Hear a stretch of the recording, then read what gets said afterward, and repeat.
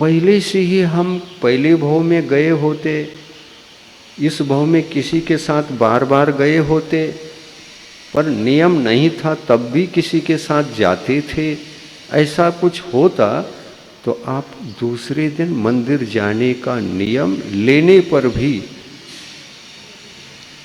भूलते नहीं थे, आप अवश्य जा सकते थे। तो ये हमारा मति ज्ञान जो है बहुत कमज़ोर रहता है, उसका भी बचपन है, उसका भी बाल्यावस्था है, उसका भी कुमार अवस्था है, उसका भी युवावस्था है।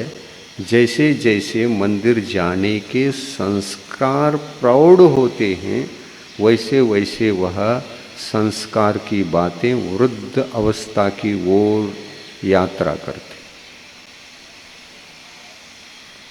आपको हम एक आसक्ति जग जाए किसी भी प्रकार से, किसके प्रति, मुझे पूजन के प्रति, देव दर्शन के प्रति आसक्ति जग जाए, ये पुरुषार्थ नहीं करना है, क्योंकि वह पुरुषार्थ आप सब में मुझे साक्षात दिखाई दे रहा है। इसलिए मैं किसके प्रति आसक्ति जगाना चाह रहा हूँ आपको पता तो चल रहा होगा। हाँ, किसके प्रति? आत्मा के प्रति।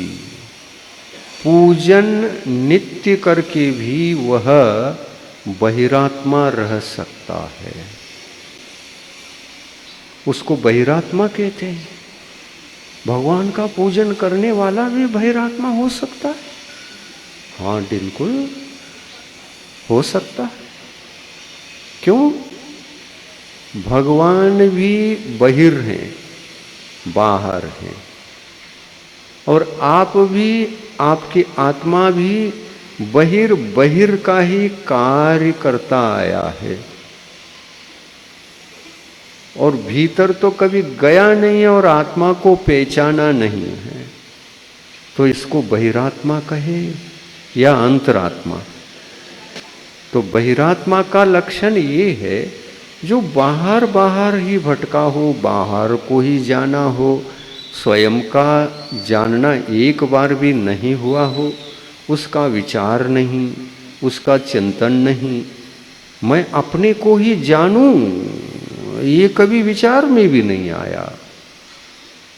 भगवान की भक्ति किया, भगवान का दर्शन किया, क्यों किया ये पूछो तो बस भगवान हमको भला करते हैं इसलिए किया।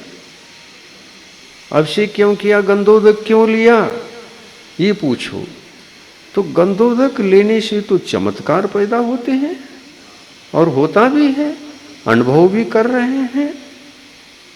तो ये चमत्कार भी बाहर का है, ये पूजा भी बाहर का है, ये गंधोदक लेना भी बाहर की क्रिया है, इसलिए बाहर का है। लेकिन ये बात ध्यान रखो, ये सभी क्रियाएं हम जो कर रहे हैं आत्म तत्व को पहचानने के लिए कर रहे हैं या करना है इसलिए कर रहे हैं। भौतिक जीवन सुखमय रहे इतना ही हमारा आवश्यक विषय है, सिर्फ इसके लिए ही कर रहे हैं। क्या ये पूजन, गंधोदक इत्यादि जो अच्छी तरह से कर रहे हैं, भक्ति से कर रहे हैं, श्रद्धा से कर रहे हैं, ये भक्ति श्रद्धा भौतिक सुखों को व्यवस्थित करने के लिए है या आत्म प्राप्ति के, आत्मोपलब्धि के ये उपाय हैं, बाहरी क्रियाएं? मुख्य बात क्या है ये सोचो। क्या मुख्य बात है? ये सब आत्मा के लिए किए जाने वाली क्रियाएं कहलाती हैं या भौतिक सुख को पाने की क्रियाएं कहलाती हैं? सोच रहे हो? जरा जगो इस विषय में। जगा रहा हूं, यहां सोना नहीं। आप धार्मिक अनुष्ठान जो भी करते हैं, मुनि महाराज को पड़गाते हैं, आहार दान देते हैं, हा, ये सभी आपकी भक्ति मैं देखता हूँ। उसके भक्ति को देख करके भी मेरा आत्मा गदगद हो जाता है। आप हमें देख करके गदगद होते हैं और आपके भक्ति को देख करके हम गदगद होते हैं, और इसके पश्चात भी किसी के अन्य के प्रति इनका भक्ति है या नहीं, ये पहचानने के लिए जब आपके हृदय में मैं प्रवेश करता हूँ तो आप शून्य मिलते हैं। कौन सी शून्यता हमको दिखती है? हाँ? हम आत्मा का कार्य बिल्कुल नहीं करते, तो आत्मा उपेक्षित है, उसके लिए हम कुछ भी नहीं कर रहे हैं, और भौतिक सुख के उपलब्धि आदि के लिए कर रहे हैं। तो आप बताइए, आप अंतरात्मा हैं क्या बहिरात्मा है? बताइए, बहिरात्मा है क्या नहीं? तो बहिरात्मा की पहचान हो गई, मैं बहिरात्मा किस प्रकार हूँ, और अंतरात्मा बनूंगा तो कैसे, किस टेक्निक से मैं अंतरात्मा बन सकता हूँ, ये टेक्निक पता चला। पहला क्या करना, प्रथम क्या करना, इन सभी क्रियाओं को आत्मदर्शन के लिए करना। भगवान का दर्शन तो बाहर हो ही रहा है, और भगवान के दर्शन के लिए जो ये क्रियाएं कर रहे हैं और भगवान की भक्ति कर रहे हैं, ये भी तो बाहरी क्रियाएं हैं। बाहरी क्रियाओं के माध्यम से यदि हम आत्म सिद्धि के लिए नहीं कर रहे हैं तो हम बहिरात्मा हैं।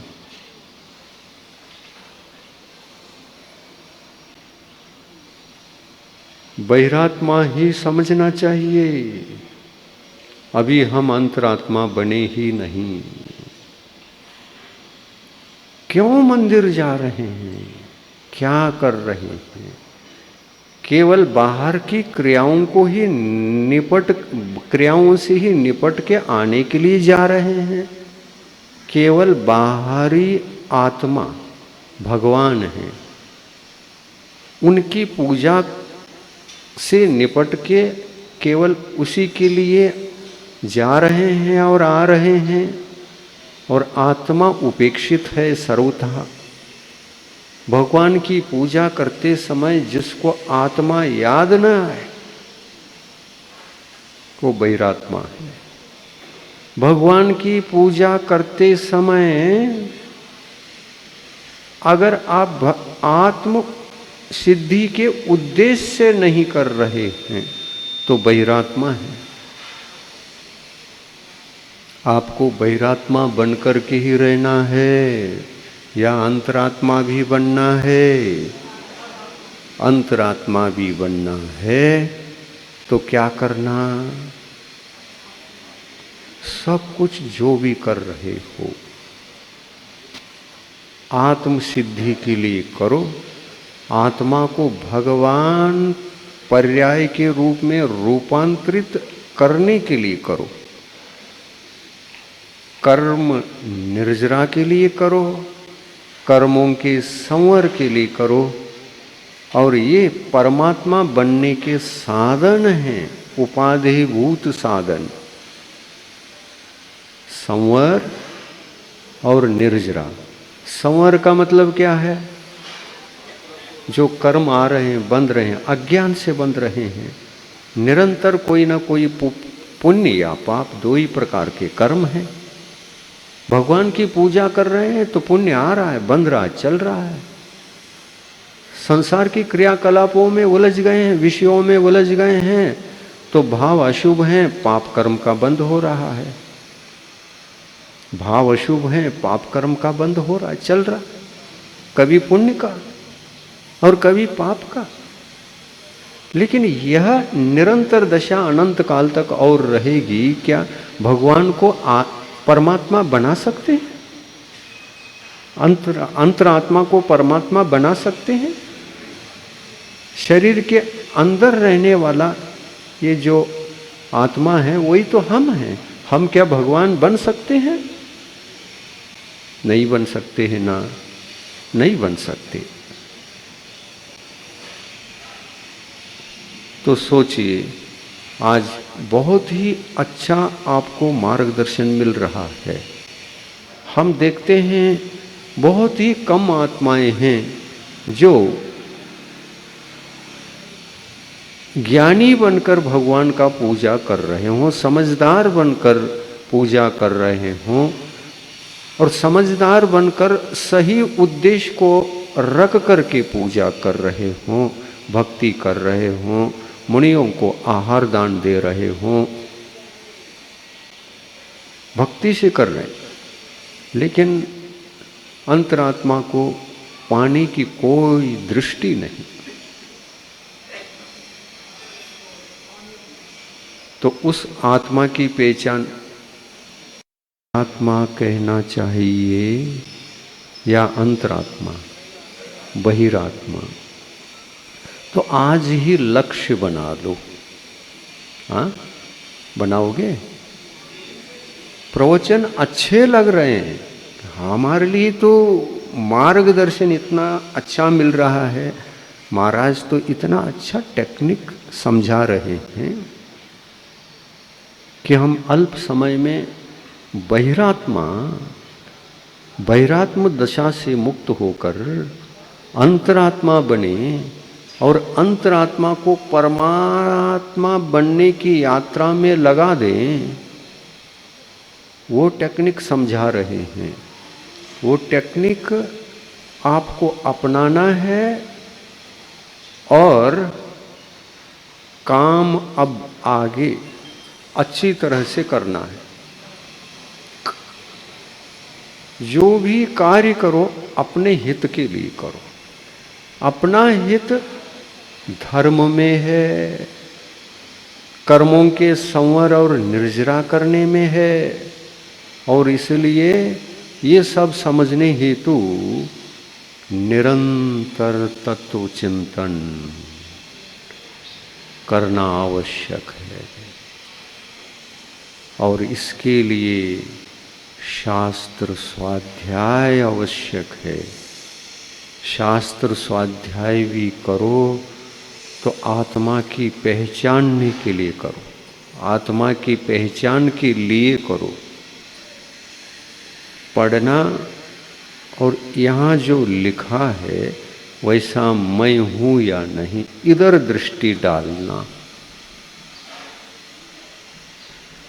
शास्त्र में पढ़ने में आ गया, आत्मा कर्मों को नाश किए बिना परमात्मा बनता नहीं। वह कर्म विद्यमान जब तक रहते हैं तब तक बहिरात्मा बनकर के भी रह सकता है और अंतरात्मा बनकर के भी रह सकता है और अरहंत परमात्मा बनकर के भी रह सकता है, क्योंकि अरहंत परमात्मा भी कर्मों से सहित हैं। अंतरात्मा जितने भी प्रकार के होते हैं वे भी कर्मों से, शरीर से आदि से युक्त हैं। अंतरात्मा का जन्म चौथे गुणस्थान में होता है और चौथे गुणस्थान वाला आत्मा ही, क्या लिखा है शास्त्र में, सावधानी से पढ़ो। सम्यक दृष्टि आत्मा ही अपनी आत्मा को जाना हुआ, समझा हुआ, परिचय प्राप्त किया हुआ होता है। बहिरात्मा को इसका परिचय ही नहीं होता। आत्मा का परिचय बिल्कुल ही जिसको ना हो उस आत्मा का नाम बहिरात्मा, और आत्मा का परिचय होने के पश्चात आत्म तत्व का श्रद्धान करके उसको समीचीन रास्ते पर, जो परमार्थ का मार्ग है, उस रास्ते पर जिस बहिरात्मा ने अपने आप को लगा दिया है, तो बहिरात्म पने के दशा को, उस दशा से मुक्त होकर के अपनी आत्मा को अंतरात्मा बना लिया है। और इसीलिए 3 गुणस्थानों से ऊपर चला गया है। मुझे वही काम करना है, बहिरात्मा से अंतरात्मा बनना है, और अंतरात्मा बनकर और यात्रा करना है। क्या बनने के लिए? परमात्मा बनने के लिए। क्यों बनना है परमात्मा? परमात्मा हम क्यों बने? क्या लाभ परमात्मा बनने से? क्या लाभ मोक्ष जाने से, सिद्ध भगवान बनने से? बिल्कुल कुछ भी लाभ नहीं है। क्या है? सबसे बड़ा लाभ तो इस संसार में वही लाभ सर्वश्रेष्ठ लाभ कहलाता है। इसके पश्चात का लाभ तो कोई भी नहीं। सिद्ध भगवान बनने के पश्चात आप मोक्ष में रहोगे, सिद्धालय में रहोगे। सिद्धालय कहाँ है? किसी ने परिचय कराया है क्या? नहीं।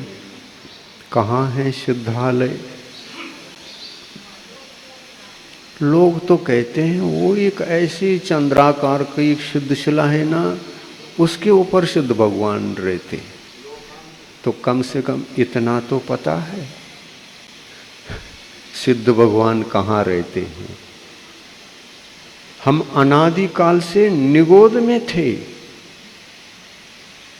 और यात्रा शुरू हो गई तो उधर जाना है। कहाँ? सिद्ध शिला के ऊपर और भी वात वलय हैं, और अंतिम वात वलय तक लोकाकाश है। वहाँ तक 6 के 6 द्रव्य पाए जाते हैं।